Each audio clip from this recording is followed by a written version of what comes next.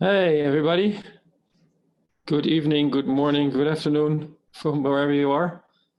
Just here to start the webinar on Safe 5, the practical side. I'm here with Gladwell. So I'm a partner at Blinklane and Gladwell. And we're doing training, education, and consulting. And I welcome you to this Safe 5.0 practical side. Just to get a bit of the idea, I turned 50 this year, or last year actually, and Safe 5.0 is kind of a nice next step into the 5.0 world for me, but also for the rest of you guys. So welcome, everybody. We're going to go dive right into it. Okay, so this is a bit the welcome page. I'm still waiting for a couple more people to add probably, and then we get started. A little bit about myself before you start saying, okay, who's this guy that's looking at the screen that is talking to us? I'm Eelco Rustenburg. As I said, I turned 50. That's not on the slide.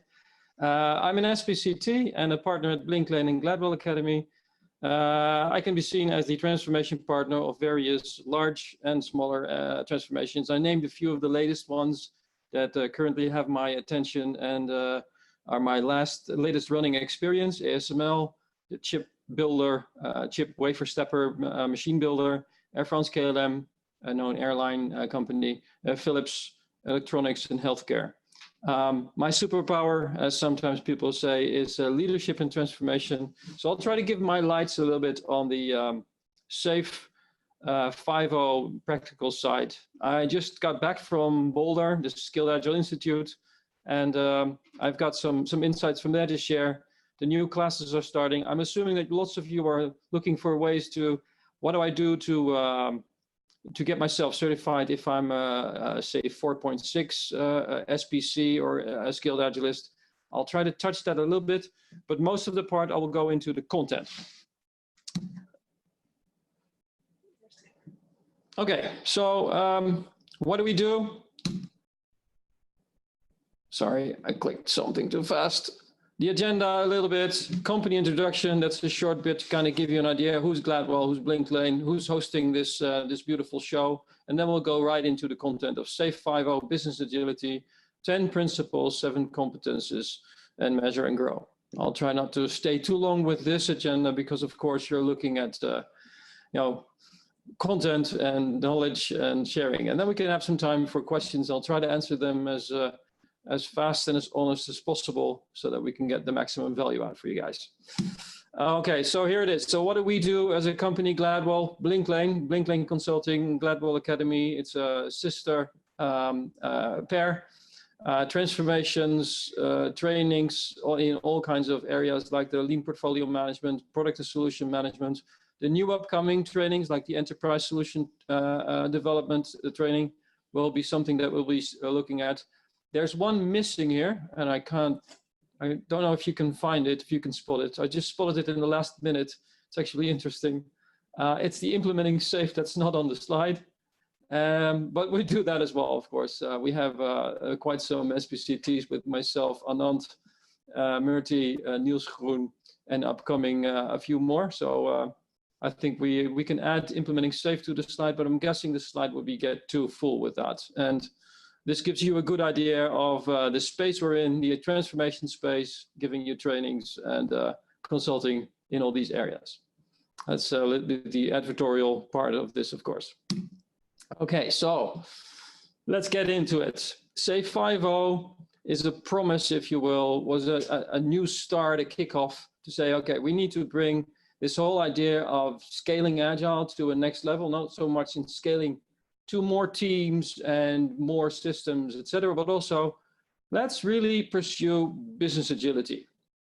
And although it sounds like, yeah, okay, that's a nice term, business agility, this has huge implications for how you look and deal with the framework. And I'm going to touch a number of things that I thought was the most appealing and interesting parts of what changed. This is, of course, a journey also for Skilled Agile and its followers. This is not done in one go, so you will see 5.1, 5.2, making additions, making changes that really, well, we have to learn together in how to improve this to make it work. Because some of the implications are somewhat bigger than we can right now oversee. I'll give you some examples a little bit later. So if you're talking about business agility, that actually says that instead of saying we're going to take software applications at the heart or digital systems at the heart, we're saying, no, we're now talking about business solutions. That's everybody involved in delivering these business solutions then becomes part of the scaling agile practice or method or framework that you're applying in your enterprise. And that is something new. Now, of course, if you've been in this scaling agile world for a while, you've been an SPC for a while, you've been running as a coach in a train for a while, like an art, you will have some experience trying to get people from marketing or sales or legal into your train. Although that's quite normal. And for those people that are doing that, you will say, well, this kind of makes sense. It has bigger implications if you say that's going to be the core of what we do. So instead of saying we have this software or development-driven change, we're now really going to look at how is a business solution delivered and who do we need for that? And how do we apply then the scaling frameworks and the scaling patterns and practices to these people? So that's a little bit of a different thing. This does mean that the value stream identification and figuring out how to form people that develop that value stream. If you're thinking about lean and business solutions, you start to think like, well, that's going to change. Because ultimately, then the operational value stream people, or at least part of those, might or should be part of that business solution. Which means that if you look at the operational value stream like this and the development value stream like this is the typical way to draw this in the old way. It's not going to change immediately, but you could see that evolving into something more joint, because if the operational value stream has the people that operate the business solutions on a day-to-day basis, they will be more part and parcel of delivering business solutions that changes that make adaptations to the current operational value stream. With that, business agility has been defined as a number of competences that you kind of say, okay, these are the things that I need in my enterprise to make this whole thing work. So that's what I will point out and go through a little bit. I'm not going to touch all of this. That will be like a 4-day course, but I'm going to touch on some of the elements in here. The first thing to kind of notify is that customer centricity becomes a little bit more of a focal point. So the focus on customer centricity is going to be in all materials, in all thinking models, in all patterns to start the journey with. So instead of saying we're looking at the systems and we're going to organize the people under the systems, we're going to look at customer centricity. That means everything is geared around that customer. And that's a pattern that comes back from lean startups, design thinking, and these kinds of patterns that say, well, if you take the customer into mind when you design and start your business, then good things happen.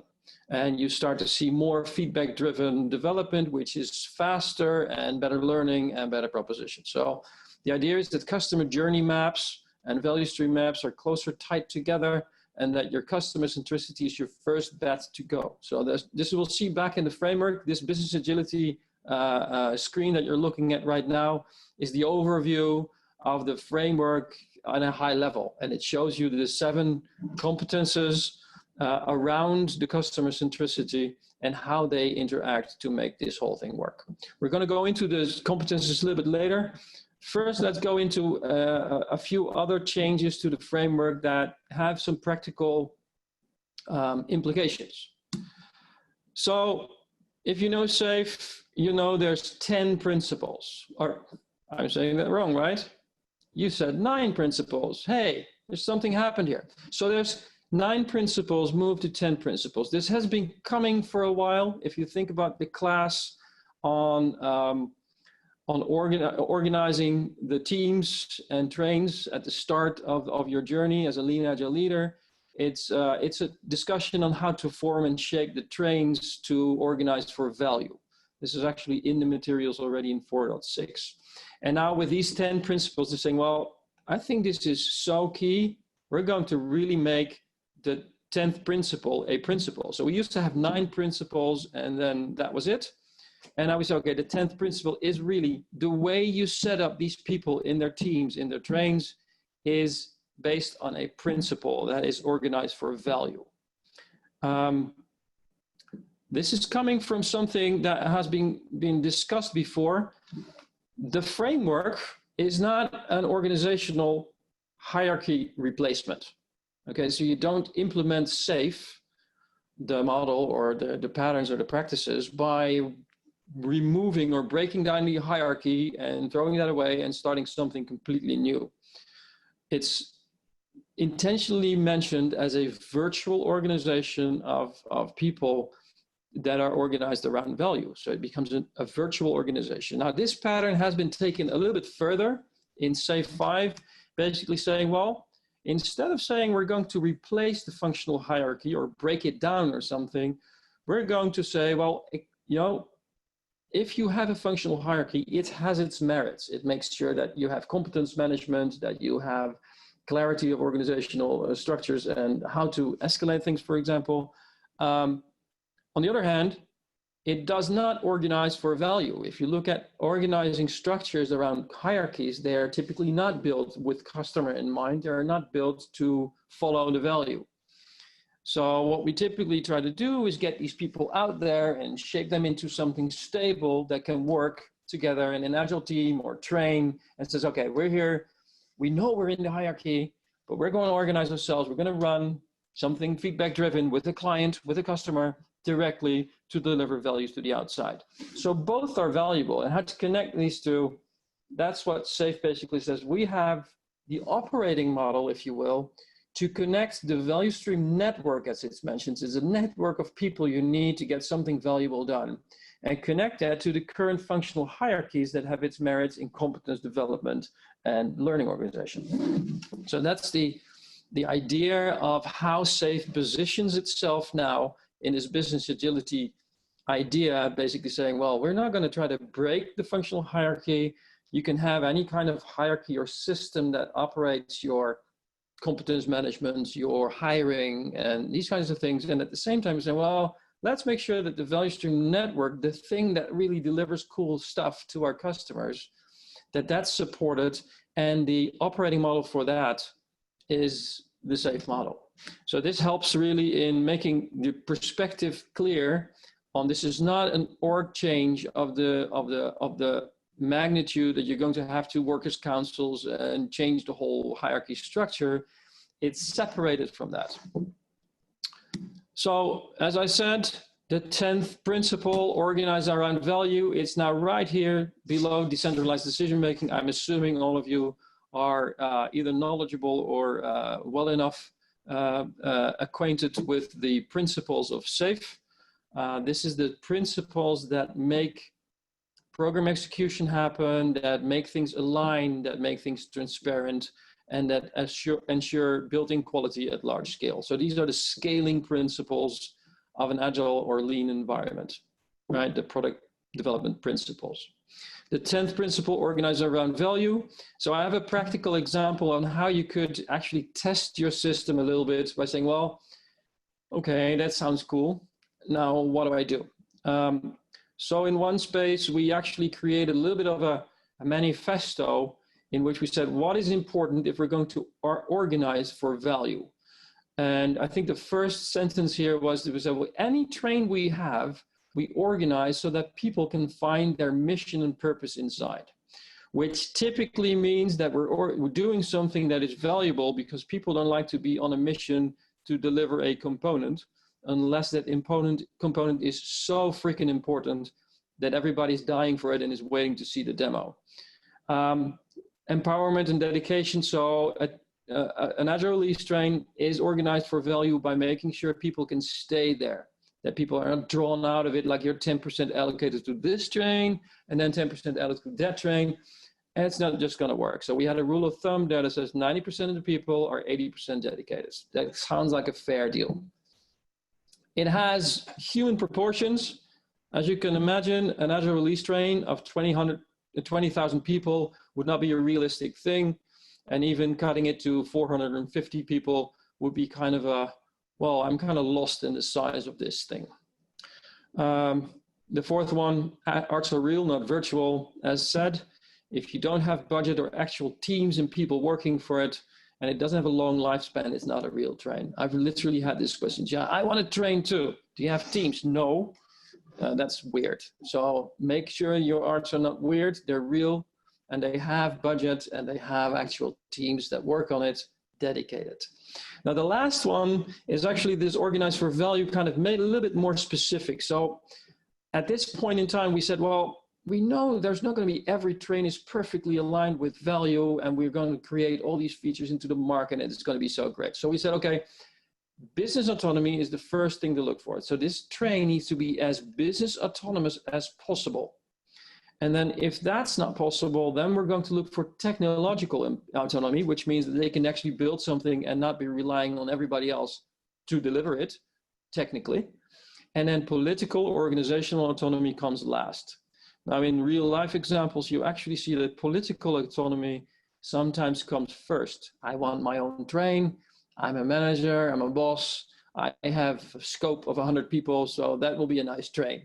That's the danger of creating trains that look a lot like your old departments. And that's not what we intend. So business autonomy over technical autonomy over political autonomy helps you to assess these situations and say, oh, okay, this is a political one, I don't like it. As said in here, political autonomy may be relevant in transformation. It's the first crazy guy that says, yeah, let's do it. I'm going to start a train is a bit more on the political side. Then you may say, well, at least we get a train running so we can show how this thing works. So then it may be something you use, but be careful with that one. We will hold arts against these principles. To give you a little bit more of organized for value thoughts, business autonomy eats technical autonomy for breakfast, and technical autonomy eats political autonomy for breakfast. It's a good way to keep thinking and rethinking your art designs if you so choose. So that's a bit on the principles and the organizing for value, which is a large part of what we're going to do, and then the 7 competences. So the 7 competences are put into a slide that kind of shows these are the 7 competences that are now in the clickable picture of SAFE. So the clickable big picture of SAFE, full SAFE, you can see all these 7. Small advice for people who are looking to upgrade their exam. There will be a couple of questions that ask you which of these competences belong to which kind of variant of SAFE. So you have multiple configurations. You have full SAFE, portfolio SAFE, large solution SAFE, and essential SAFE. And these 4 configurations don't all have all 7 competences, which means that you may get a question, okay, so what are the competences of the essential SAFE, and or why doesn't it have something like continuous learning culture? So read the articles on why these competences are there, and look at the picture to kind of see, okay, what kind of competences do I see in what of these 4 configurations? That helped me tremendously in understanding the line of thinking and the direction that they're taking with this. Okay, we're going to talk about 4 of these mostly. I just wanted to say one thing about team and technical agility, because I've seen some questions coming up on this. There's not too much change there. The only thing is that next to Scrum, Kanban is more prominent as a way to run an agile team. So at the team level, you will see that Kanban is as powerful as Scrum, and that makes sense. If you're starting to have less just technical or development or software teams, then Kanban becomes a more natural choice for marketing teams or sales teams, because there's way more interrupts in these kinds of areas where you cannot really plan everything. So you will see as this whole thing moves forward that teams start to have to make a more conscious choice between using Kanban or Scrum as their own team method. The other thing to say about team and technical agility is that the technical aspects of how a team should operate at the team level will be separated from these more generic practices that all teams can do, whether they're technical or not. So marketing teams can have shared ownership of the thing they're doing, of a campaign or something else. They can pair work. They can all do all these kinds of things. They cannot create branches or not. So XP practices like continuous testing or something may be something of worthwhile to everybody, but the more technical areas like code reviews or something may not be so relevant. So there's a clear distinction between business teams and technical teams in terms of team and technical agility. Okay, for the rest, enterprise solution delivery and lean portfolio management have had a cleanup. There is some areas there that actually changed. I'm not going to focus on them now because the changes that we see as really, okay, this is next step stuff, is really these 4 over there. Agile product delivery, organizational agility, lean agile leadership, continuous learning. So looking at the framework, this is where these competences go. This is where you can click them now. They're nice and clean nowadays, so they're not scattered from left to right, etc. The only one at the bottom is still lean agile leadership. So if you're looking into that, to the changes they made, lean agile leadership is now around mindset and principles, leading by example, and leading change. The topics in there, I would really advise you to read all these because there's some changes in there that really make clear on how you'll create more psychological safety. So the areas of change and how to lead that change have been developed a little bit more towards what does it mean to take people along in a mindset that can change. So mindset and principles have been there. And now you see that emotional intelligence and lifelong learning have become more of a part of the SAFE framework. This is quite cool. It's quite new as well. So there's talk about creating a leadership track with training for helping people to understand how psychological safety and these kinds of things work.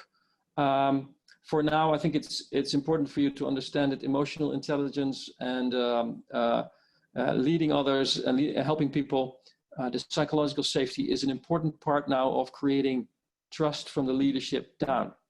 For the continuous learning culture, the learning organization, mental models, and these kinds of things. I know there were some questions about that. A mental model is, of course, for example, ask for feedback all the time. That will be a different mental model than the supply and demand mental model that many teams have. So instead of saying we have to deliver what they ask, you should ask feedback and say, is this what you mean? Which will be a different mental model. Mental models and modeling your way of interacting as a team is actually a very good way to learn and become a learning organization because you're open to new mental models that may lead to new insights. So the whole idea on learning organization has been added and more dominant and prominent in the framework. Next up would be how to qualify leaders. As a practical thing, we chose to say, well, if we're going to ask leaders to be more about psychological safety and more about giving people freedom and leading by example, then the way to select people to get into leadership positions might be more on merit than on entitlement. We typically see that people choose the managers or the new roles in a new framework, like RTEs, etc., more on the qualified to do the job than on the demonstrated leadership and courage and eager to learn kind of thing. So this is an interesting balance if you're starting to go into your transformation, to look at people on the right side a little bit more in your transformational journey, where the run of the mill will of course still go from the left side. So to keep this act as a balancing act is something that helped us tremendously in a number of transformations where we said, well, we need to make sure that people start to also demonstrate courage and are eager to learn and are more natural authorities where people are chosen because people want to follow them. So that's a practical thing there. A little bit, almost at the end of the presentation now, because I want to answer some questions as well. Agile product delivery has changed quite some areas. The most important thing there is that design thinking and the 3-diamond kind of approach, where the double diamond, as you can see it here on the left, is something that is going to be really into everything that they do. So the whole thing of understand the problem, design the right solution, get feedback, that whole loop and constantly doing this with customers as tight as possible. That is a key addition to becoming more agile in your product delivery, because then it becomes effectiveness over efficiency. I think that's a key change. The design thinking patterns have really been added to the framework as key concepts that are really going to be really, really important in how you build your products. I'm going to have an example on how to help this design pattern really work. Organizational agility, you'll see that lean business operations, so measuring process time and lead times and these kinds of things are really becoming more important. So strategy agility, so what is the ability of your organization to adapt the strategy, not your execution and your deadlines, but the strategy that you're having based on learnings. That new requirement pops up when you're able to get feedback to do agile product delivery. Then of course the next step would be to say, well, now we have to have the ability to change our strategy when needed, which means that annual operating plans and year things and rolling 5-year things are going to be replaced by something more adaptive that says, well, we have to stay open basically to revisit our strategy every single time. So strategizing and OKRs, the key objectives and results, objectives, key results, these models are now into SAFe as ways to make sure that your strategy is not something that is as stale as it quite often is. So that was the addition I wanted to say, and I think that's something that keeps coming back in organizational agility. Don't forget to ignore sunk cost. This is something that keeps coming back, and people tend to keep doing it. As a practical example of design thinking pattern, story mapping is now a little bit stronger in how to make sure that you can actually design something, understand the problem faster, learn from it, deliver. So this is going to be pushed into the framework as well as kind of ways to help the design thinking cycle go faster, go through the double diamond as fast as possible, get the maximum learning. So MVPing and story mapping is going to be used to learn, not to deliver, but to learn faster on what is difficult, important, expensive, impossible, etc. Another example on organizational agility and how to organize yourself. This will be a practical example on how to connect teams with arts, with solutions, with value streams, with product portfolios, and even business portfolios by saying, we're going to create a matrix of who's expected at what area to kind of collaborate on what we're learning here. So this helps the organization to become learning, to create a learning culture, and at the same time organizational agility, because we're able to adapt both our strategy and our execution by keeping close touch in all kinds of rituals between the different tables at the different levels of our organizational throughput. Last but not least, measure and grow. So basically saying, instead of saying we're going to have learnings all over the place, this measure and grow thing is really saying we need to become more self-aware of how we're doing in the space of business agility. So a new self-assessment has been devised. And as you can see, you will kind of look back like the first time I saw this, I'm like, whoa, that's like a massive self-assessment. I'll be busy with that for a really long time. But it's quite powerful. It helps you to go through all of the mentioned competences and its underlying things. And it tests you really for how good is your organization doing on lean business operations, strategy agility, leading by example. So for each of the competence, there's 3 areas. So that's 21 in total that you can test yourself and your organization on to say, how are we doing? Where is the things that we need to improve? Or where are the things we need to foster because we're really good at those? So both these questions apply, of course. The practical way into this, not to get people scared, really say, do an MVP of measure and grow. Do something. We had as an example here, we had a superhero assessment. They kind of said, well, let's make this a little bit more playful because this 21 areas with I don't know how many questions is going to be a bit much. So we chose wisely which ones we're going to focus on first created the questions and questionnaire for that based on the standard one, and put the levels as superheroes, which makes it a little bit more funny for people to relate to. So that's roughly my presentation. So I'll be open for questions right now. Maybe as a last but not least thing, this is our offering. So if you want to have more on this, you can of course go to the website. There's global services on training, coaching, and consulting, of course. Ding, ding, ding. And if you have any questions, send info@gladwellacademy.com. The people that are connected to me on LinkedIn or by phone already know that I will take personally honor in answering all questions. I basically always say that I have a lifetime guarantee on anything I share, with the only thing there being it's my lifetime, not the other ones. Last but not least, if you are planning for going to a course, there's a beautiful little 10% off opportunity for you to take. If you go to gladwellacademy.com and you use the code webinar_10. I repeat, webinar_10. And with that, we're at the end of the presentation, and now let's see if we can answer some questions. How do I do that with the questions? How does that work? Because I don't see questions. I open the chat. Where is the chat?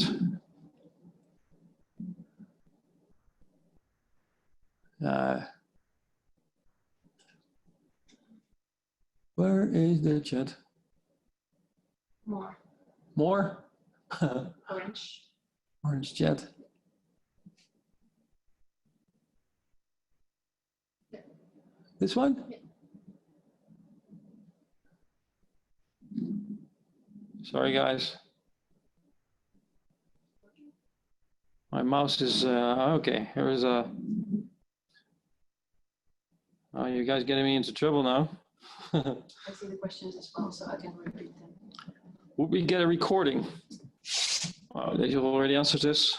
In 5.0, we don't have a program layer, but we still have terms like program backlog. How can we explain that to the participants? So this has actually been a quest also at the Boulder retreat on SAFe 5.0. The program layer is now being replaced by essential. And then indeed, there was the same question that program backlog should be like art backlog or something. I think it's a matter of slowly accepting the change and not expecting everything to be done at once. Program backlog and product backlog are really built-in kind of things that everybody talks about. So it's a slower change towards making all these artifacts change like that. But I think the layer program now being changed to essential is already a good step into making sure that we don't think about the relic idea of programs when talking about train. So we don't want to connect the two things. They're two separate things. I'm already an active SPC of 4.6 and 5.0. What do I need to become an SPCT? So to become an SPCT, if you're an SPC, that's quite the journey. There's a nomination pack. You can find info regardless of whether you're 4.6 or 5.0. SPCT is a trajectory in which you have to show experience, do all the training. So there's a nomination pack you can find. You have to find a gold partner that supports you and puts you forward. And then you could start your journey. So it took me about a year. I know some of my colleagues have been working on it for almost 1.5 or 2 years. So it can be quite something. I would advise you, if you do it, if you want to do it, then or pursue it, then my advice would be to start documenting your current transformations in the right form as fast as you can. Because you need a lot of stuff you need to document and prove, and you need to check the requirements for that. How do you get started with SAFe in project-based environment? Oh, actually, that's most of the times where we start. So I'm currently running in such an environment as always. The basic start would be more an implementing SAFe question, but the rough idea is to find one area, one crisis project that is really on the radar, that has size and opportunity kind of reaching out for you. And you say, let's start it here. And then we'll learn how this SAFE thing works compared to the project. So this is how we did it at Air France KLM, for example. We said, okay, there's one burning project that is really in trouble. Let's take it as the example, start with applying SAFE to it, and then we'll stabilize the organization around it slowly but surely into something more meaningful. So do a value stream workshop to kind of identify how would trains look like in the first place. Select your first train based on a project or a set of projects that kind of make sense to give to people and say, let's test this. And then from that pilot, you go into a bigger transformation. So this is typically how I approach this. What is the transformation for customers from 4.6 to 5.0? I think for customers, I would say there's an upgrade kind of thing where you say leading SAFE or something. People who want to certify themselves should get certified, and then the SPCs should be able to give introducing and upgrade courses to say, okay, this is what has changed. So it's not a clear-cut path yet, you could say. There's an upgrade exam. Yeah, so there's upgrade exams, but this is for people. So if you're looking at people upgrading their knowledge and getting certified on Verify, there's an upgrade path. You can just start doing your enablement and get certified. If you're talking about an organization that has been running SAFE 4.6 as a pattern of practices, then it's up to the SPC inside to kind of say, okay, we're going to apply this sensibly. So there's no standard upgrade path for an organization to say, let's move to 5.0. And with that, the changes are manageable if I would answer that. So if I look at my current 4.6 clients, it's apart from the documentation that they have, you will have to update that. You'll give a number of kind of update courses inside workshops to kind of explain people what is changing, and then you start using the business agility assessment to get people on board. So this is the typical approach that I'm currently choosing. Let's see if I missed a question in there. Yeah. Tips for passing the 5.0 certification. Yeah, as said, read all the articles on the clickable picture for the competences really well. So I think a lot of the changes have been around the business team edition, the business solution thing, and then the competences and the 3 points per competence. So a lot of the knowledge that you need to kind of reset is making sure that you have a good understanding of the 7 competences with its 3 subtitles in there. So if you read through these and you start to really get familiarized with that, you could memorize it. I'm not a fan of memorizing because that doesn't really help you, but really understanding that structure of that business agility assessment, basically, and say, okay, this is what this is for and what's inside, then you have a good bet at performing well at your exam. Now, I'm assuming that you're already 4.6 or something.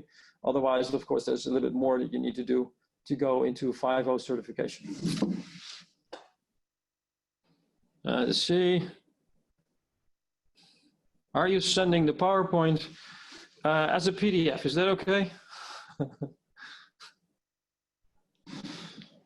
Longer question.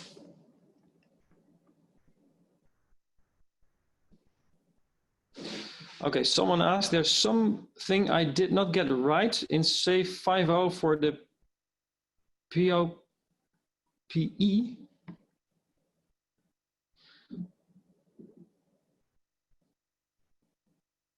Is more related to the portfolio level. Is there another type of POPE more into enterprise level that is not related to participatory finance meeting?